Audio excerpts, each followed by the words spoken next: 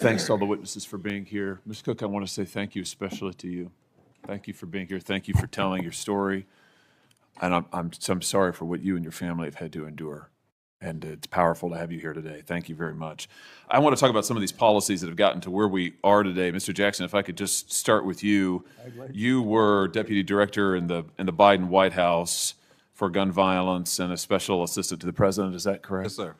You're also affiliated with the Community Justice Action Fund. Is that correct? Yes, I'm also a survivor of gun violence. You were their executive director. When was that, the Community Justice Action Fund? 2021 to 2023. And you're affiliated with them now?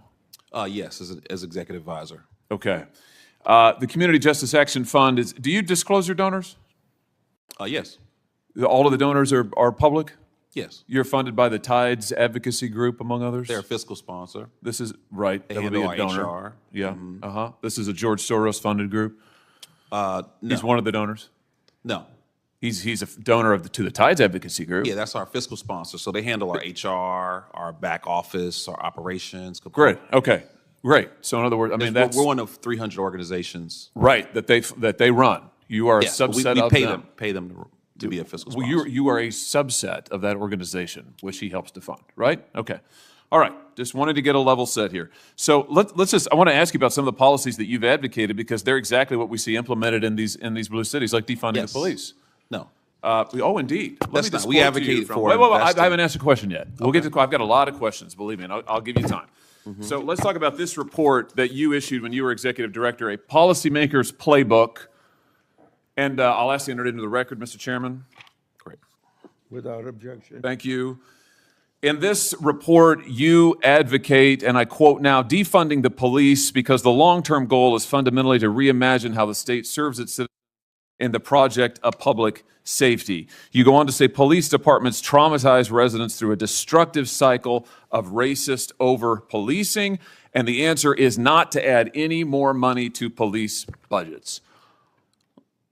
Talk to me about, I mean, why is it that denying policing to the most vulnerable communities is a solution? I know that's what the blue cities are doing, but why is that a good idea? Well, look, I in no way stand with defunding law enforcement. I mean, that's what your report says. Sheriff Mike Sheridan, who taught me how to drive when I was 16 years old. Wait. Your report, when your executive director said you wanted to defund the police, do you renounce this report? Mr. Jackson, do you renounce the report that you authored as executive director? Here it is. You're the second senator to bring up an op-ed This isn't an op-ed. This is your report, a policymaker's playbook to reduce gun violence without policing communities. Okay. Community Justice Action Fund, copyright 2023, when you were executive director.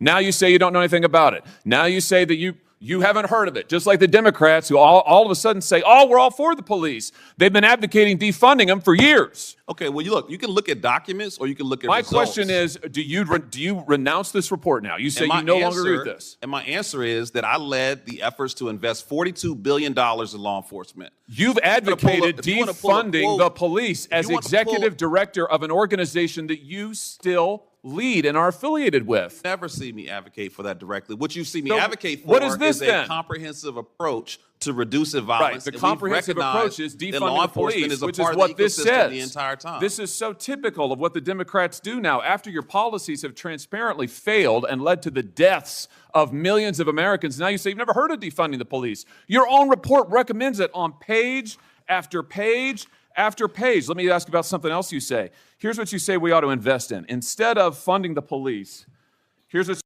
Senator Josh Hawley destroys gun policy witness in explosive Senate clash. A tense Senate hearing erupted when Senator Josh Hawley confronted a gun policy witness over controversial defund the police statements, progressive policy proposals, and shocking claims buried inside an official report. What started as a routine hearing quickly turned into one of the most intense political exchanges of the year. The focus is on investing in violence intervention, outreach workers. You say that you shouldn't invest in the police, but we ought to invest in two-spirit community programs that acknowledge two-spirit individuals. We are not going to discriminate against that. We're not going to discriminate against any nonprofit that wants to help us prevent violence in our community. What is two-spirit? You say don't fund the police, but do fund programs that create safe spaces for two-spirit people. What is? I just want to know. I don't know what that is. I have no idea what that is. Well, I honestly, I'm not completely aware of the language or the spirit of how that was written. But what I'm telling you is that what is a two-spirit individual? I mean, really, this is your policymaker's playbook. You are the witness called by the Democrats on this committee, so I assume you reflect their views. Well, you don't want to fund the police. You want to fund safe spaces for two-spirit individuals.